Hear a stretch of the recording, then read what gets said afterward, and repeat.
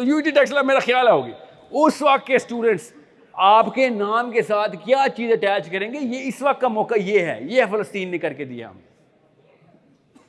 आप क्या समझ रहे हैं? भुला दिए जाएंगे? जी नहीं, कोई नहीं भुलाता। सबको पता होगा कि सर वो बुज़दिलाना ने पाकिस्तान, जिनकी वजह से हम लोग आज पक्की पक्की असली लोहे की जंजीरों में है, उन्होंने अपने टाइम पर डिसीजन नहीं लिए थे। We are in state of war right now, war torn countries. आप तो यूएन ने भी लिख दिया पाकिस्तान को वॉर टोन कंट्रीज, आयरॉनिकली, कि Pakistan is one of the war torn. Sudan, Somalia, Ethiopia, फलस्तीन, पाकिस्तान, उन्होंने इकोनॉमिकली लिखा है, आईएमएफ ने लिख के दिया है। और मैं सोच रहा था आईएमएफ को पता है वी आर वॉर टोन, मुसलमान को नहीं पता कि वी आर वॉर टोन। अपने आप को हम दिलासे दे रहे हैं बैठ के,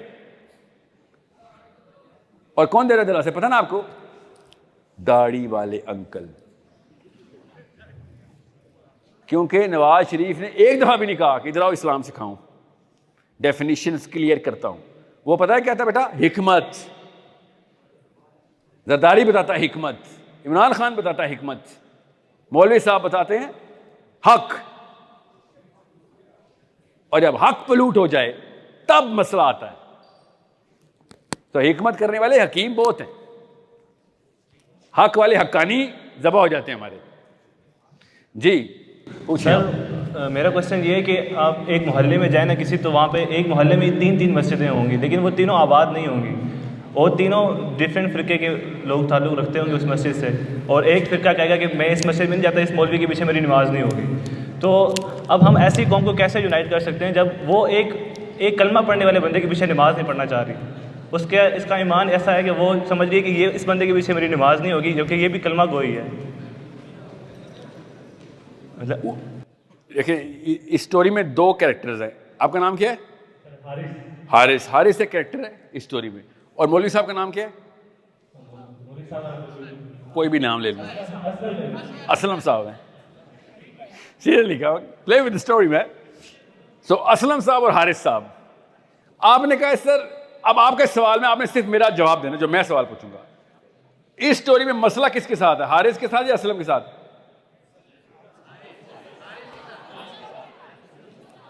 असलम के साथ। बस लगा देना किसी भी नाम। इस स्टोरी का विलन असलम नहीं है, इस स्टोरी का विलन हारिस है। समझ आइए? समझाता हूं, इसलिए आया था इधर, इसलिए तो मैं मुस्कुरा रहा हूं कि मेरा सेशन शुरू होने लगा, क्योंकि ये सवाल था मेरे सेशन का। किसको समझ आई है कि स्टोरी का विलन हारिस है? ये सवाल मैं लड़कियों से पूछना चाहता हूं। सवाल समझ आ गया ना हारिस का? स्टोरी समझ आ गई है? देखिए, न्यूटन के लॉ नहीं समझ आई, ये कैसे समझ आया आपको? जी, इस स्टोरी में हारिस कैसे विलन है, ये सिंपल सा सवाल है। हाथ खड़ा करके इनको समझ आ गया? इधर आओ मेरे पास। यूनिवर्सिटी के स्टूडेंट ही हो ना? पक्की बात? सर, क्योंकि आगे जा, हिम्मत कर।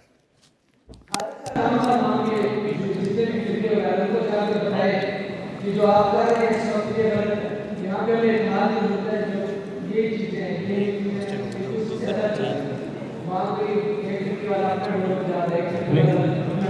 लेकिन कोई बात सुनने के तैयार ही नहीं है, तो फिर हम क्या करें? ये हमारा काम है, हमने उनको बताना है। हम तो लेकिन वो कुरान और हदीस से ऐसे बातें निकालते हैं कि ये चीज़ जो है उनको हक बताना है, ये हमारा काम है। हक तो हम बताएं, लेकिन किस तरीके से, ऐसा कौन सा तरीका है जिससे हम बताएं कि वो कन्विंस हो जाए? इसके लिए पहले हमें खुद सीखना पड़ेगा। यही तो मैं पूछना चाह रहा हूँ, यही तो मैं पूछना चाह रहा हूँ।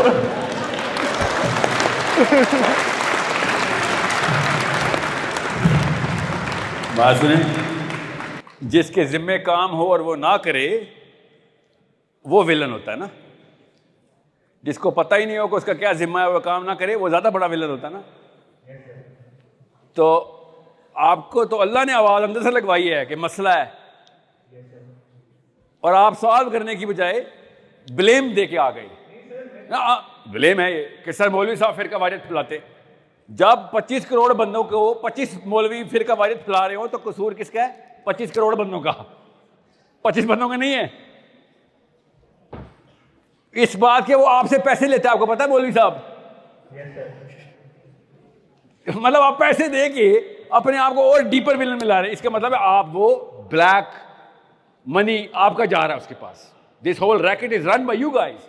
मैं तो जब भी 2 नंबरी देखता हूं तो मैं पूछता हूं इस 2 नंबरी को फाइनेंस कौन कर रहा है? तो पाकिस्तान में फिरका वारियत की 2 नंबरी को फाइनेंस पाकिस्तानी स्टूडेंट्स और यूथ कर रहा है इस वक्त। जैसे आपको 2-3 तरीके थे इनको इस नस, पहले पैसों की नस काट दें, दूसरा बायकॉट कर दें, तीसरा सबसे जो बड़ा काम जो करने वाला था वो ये था कि खुद किताबें पढ़ के बताएं। सर बाहर से नहीं बैठ जाएं। आपको किसी ने कहा है कि मौलवी के पीछे बरेलियों के पीछे नमाज नहीं होती, बताएं किसने बताया? तो कहेगा हाँ जी आला हजरत ने बताया। नहीं वो वाले आला हजरत नहीं, इनके आला हजरत। बरेलियों के पीछे नमाज नहीं होती, आला हजरत थोड़ी बोलेंगे। वो तो कहते हैं देवबंदियों के पीछे नहीं होती। सो हर एक अपना अपना आला हजरत है। फिर आप उसके उस वक्त नफीस तरीके से आर्ग्यूमेंटेशन के थ्रू 2, 3, 4 दफा आपको अपनी बात पहुंचा दें। उसके बाद आपका काम है मोहल्ले को कंट्रोल करना। एक ऐसा बंदा जो कभी यूनिवर्सिटी स्कूल कॉलेज नहीं गया और वो वाकई में उर्दू भी सही नहीं बोलता और वाकई में उसको साइंस का नहीं पता, वो आपके मोहल्ले के अकीदे कंट्रोल करके बैठा हुआ है। आप सारी एजुकेशन लेने के बाद मोहल्ले में सबसे बद अकीदा आप हैं, तो कसूर आपका है ना फिर। मतलब एक छोटे से बच्चे के सामने एक बड़ा सा पहलवान आया हुआ है और वो कह रहा है सर मैं क्या करूं, वो बच्चा मुझे बहुत पिटाई करता है। आप सोचें सही, और मैं कहूं किधर पिटाई की? सर किधर नहीं मारा उसने मुझे। ये है जब आप हारिस जब बोलता है असलम के बारे में तो मुझे ये तस्वीर नजर आती है। इसका मतलब क्या है? हाथी पता ना कैसे टेम करते होते हैं? हाथी टेम करने का तरीका आता है ना, आपने देखा नहीं सर्कस में हाथी ऐसे बैठ जाओ, हाथी बैठ जाता है। इतना सा छोटा सा पाकिस्तानी इतने बड़े अफ्रीकन हाथी को बिठा देता है, फिर कहता डांस कर, हाथी डांस कर रहा होता है। आपको कभी सोचा नहीं हाथी को अपने आप पर शर्म आनी चाहिए? वो होता क्या है, हाथी का जब बच्चा पैदा होता है ना तो उस बच्चे के पैर में जंजीर बांध देते हैं और दीवार से लॉक कर देते हैं। वो बचपन में वो जंजीर तोड़ नहीं सकता, छोटा होता है हाथी, कोशिश करता है, फिर उसको यकीन आ रहा था कि ये जंजीर टूटने वाली नहीं है। खाना भी देते हैं ये लोग, पानी भी पिलाते हैं और जंजीर नहीं तोड़ने देते। तो बस ठीक है, यही लाइफ है। वो बड़ा हो जाता है तो वो ऐसे भी करेगा तो जंजीर टूट जाएगी, मगर उसको बचपन का पता होता है जंजीर नहीं टूटनी। बड़े का ट्राई भी नहीं करता वो। आप चला बार बार अम्मी अम्मी क्यों कह रहा हूं या अबू अबू? उन्होंने जब आप छोटे थे मैं और आप, तब वो जंजीर बांधी हुई थी। ये आपकी एज के सवाल ही नहीं है, ये 4 साल के बच्चे के सवाल है। जब 22 साल का गबरू जवान यूनिवर्सिटी की डिग्री के बाद ये सवाल कर रहा है तो मैं हैरत में पड़ जाता हूं कि सर इतने बड़े पहलवान इतनी से छोटे से बोने से डर गए हो। तो विलन कौन है? विलन हारिस है। अब सबसे पहले इस साइकोलॉजी की सर्जरी करते हैं। Let's do a little surgery. इस्लाम ने एक चीज सबसे पहले खत्म कर दी थी। नबी इस्लाम की तरबिया में साहबा एक काम कभी भी नहीं करते थे, और वो क्या काम था कि जब भी कोई मसला होगा they will do everything but just one act, और वो था कि इसका ब्लेम किसी पे डाल दे। They will never ever ever blame कि ये इसकी वजह से हुआ या मैं जिम्मेदार नहीं ये जिम्मेदार है। दे विल नेवर ब्लेम। एक भी साहबी की तमाम लाइफ स्टोरी उठा लें, वो ब्लेम लेता आया हुआ नजर आएगा। और आप तो यूनिवर्सिटी के लड़के हैं, आपको तो पता है कि जब भी कोई यूनिवर्सिटी में लड़का किसी की शिकायत लगा देता है तो उस लड़के के क्या हालात होते हैं हम सबको पता है। आजकल ये फैशन तो नहीं बन गया शिकायत लगाना, कुछ ये भी नहीं पता ना अगली नस्ल ने ये वाली हरकतें भी ना शुरू कर दी। You guys do not like the snatches, right? जब कोई घर का भेदी क्लास फेलो जाके टीचर को कुछ बता देता है तो उसके बाद उस लड़के की हालत खराब कर देते हैं ना। आप लोग अभी भी कर रहे हैं या फिर बनती है उसकी हालत खराब? ठीक है। अब वो क्योंकि इस्लाम ने बेसिक साइकोलॉजी को समझाते हुए बताया था कि जब आप बचपन से ये पता होगा कि भाई हर गलती का जिम्मा मेरा है तो मैं 10 टाइम्स द मैन बन जाऊंगा।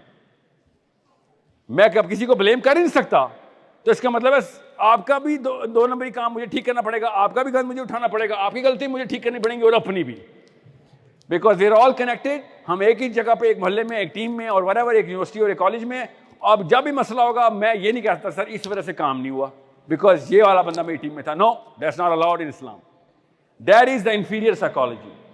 इंफीरियर साइकोलॉजी का बंदा जब भी कोई उसके सर पे काम आता है वो कहता है कि इस वजह से ये काम नहीं होगा, पहले ही एग्जिट डोर ढूंढ रहा होता है। एग्जिट डोर मुसलमान नहीं कभी ढूंढ सकता इस्लाम में। अब भी मैंने आपसे, सादिया ने सवाल किया फलस्तीन के लिए क्या करना चाहिए, हमारा काम है कि नहीं? सबसे पहले मस्जिद से आवाज आई, हमारा काम नहीं है। क्या कर दिया उन्होंने? पार्लियामेंट हाउस पे डाल दिया, आर्मी पे डाल दिया। समझ रहे? आपसे पूछूं, आप भी कहेंगे सर हमारा काम तो नहीं है। अब तो ये हालात हो गए हैं, अल्लाह की कसम ये हालात हो गए हैं, फिर अल्लाह की कसम ये हालात हो गए हैं कि लड़कियां ज्यादा जर्री हो गई हैं कि मुझे फलस्तीन भेज दो, मुझसे नहीं देखे जा रहे वो, और लड़के कह रहे नवाज शरीफ का काम है सर। ये पहली दफा ऐसे हालात हुए। क्यों? अंदर की फितरा चमक के बाहर आई कि सर ये तो नहीं हो सकता, क्योंकि वो एम्पैथी की सेंस जो अल्लाह ने खातून को दी होती है वो एम्पैथाइज करी जा रही है बार बार। इस्लाम नहीं बोल रहा, वो याद रखिएगा, वो नेचुरल एम्पैथी बोल रही है। इस्लाम तो बहुत आगे की ताकत दे देता। आपको बताऊंगा। आपको पॉइंट ये है, अगर हम ये ब्लेमिंग बचपन से करते आएंगे तो फिर तो कभी भी कोई भी नहीं बच सकता। हमारे सामने लोग मर रहे होंगे। उस लड़के ने भी तो ब्लेम दे दिया था ना, अपने जिम्मा नहीं लिया और अपने पेपर देने चला गया। आपको बताइए वो कहानी। The death of morality happens because when the people who are supposed to tell us the definition of morality do not live up to those definitions, or they change the definitions of morality. That's the death of morality. अब इन्होंने दोनों काम कर दिए। हमारे बड़ों ने सबूत दे दिया है कि भाई मोरालिटी का मसला नहीं है फलस्तीन, पॉलिटिक्स का मसला है। ये सबको पता इस बात का कि मैं और आप अपने घर में एक भी जुलेखा मेरी बहन या बेटी बीमार होती तो मैं यूनिवर्सिटी ना आता, अस्पताल होता, और खुदा ना खास्ता वो मर रही होती तो फिर तो पता नहीं मैं क्या कर रहा होता। मगर हमारी मोरालिटी चैलेंज नहीं हो रही अंदर से कि 33,000 जुलेखा मर चुकी हैं, 37,000, 37 नहीं, 3700 नहीं, 3,700 नहीं, 30,000 प्लस 7,000, और मुझे फर्क ही नहीं पड़ा। इसका मतलब है मोरालिटी की डेफिनेशन मेरी कहीं पे इंटैक्ट है। जैसे ही इंसान की मोरालिटी की डेफिनेशन टूटती है वो डिप्रेशन में गिर जाता है, वो नाइलिज्म में और दवाइयों के ऊपर आ जाता है। हम में से कोई भी दवाइयों पे नहीं आ रहा, किसी को एग्जिस्टेंशियल क्राइसिस नहीं हो रही, बिकॉज हम किसी ऐसी डेफिनेशन के ऊपर पूरे उतर रहे हैं, किसी ऐसी फिल्म के अंदर हीरो हैं। समझ रहे हैं? इसलिए हारिस विलन आपको अपने आप को विलन करार देना पड़ेगा। शीशे देखने बंद करने पड़ेंगे। शीशे देख के अंदर देखते ही आपको क्या आ जानी चाहिए।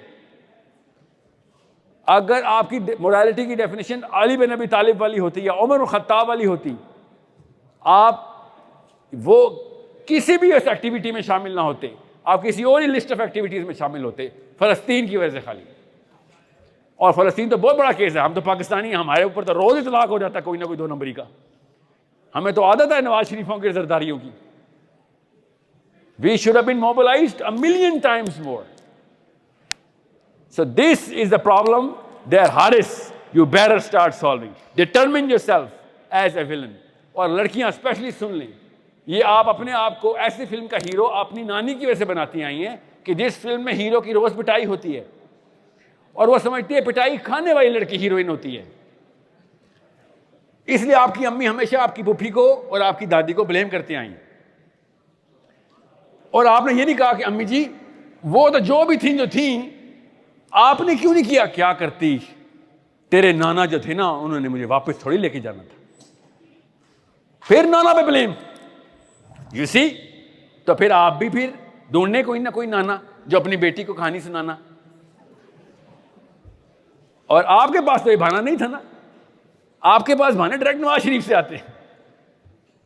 जनरल आसिम मुनीर से आते हैं आपके बहाने कि ये नहीं कर रहे, मुफ्ती तकी उस्मानी नहीं कर रहे, अहले हदीस की स्कॉलरशिप नहीं कर रहे, मैं कौन किस खेत की मूली हूं?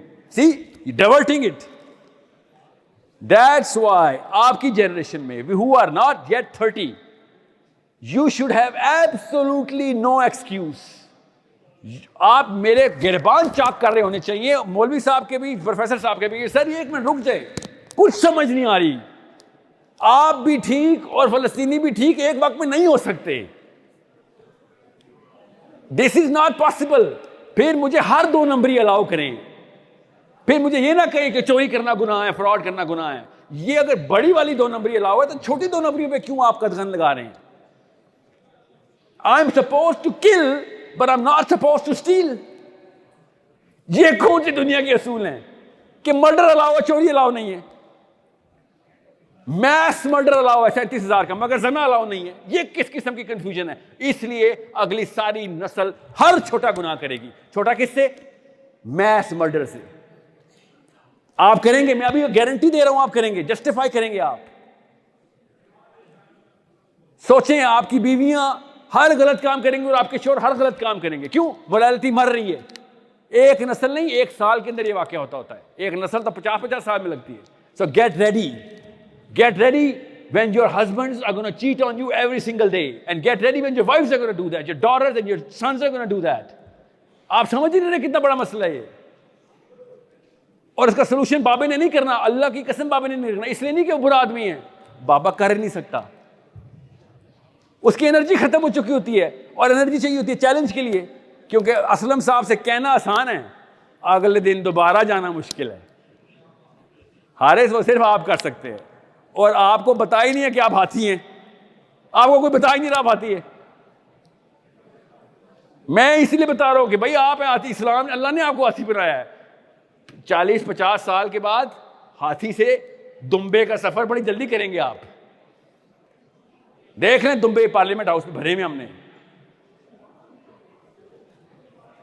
इसलिए बार बार दुम्बा बोल रहा हूं ताकि GHQ के अंदर भी एनर्जी आए कि शाबाश, लायंस एंड लैम्स अब क्रिटिकल डिफरेंस। दोनों की 4 टांगे होती हैं, 2 आंखें होती हैं, क्रिटिकल डिफरेंस होता है। शाबाश, अगर पार्लियामेंट हाउस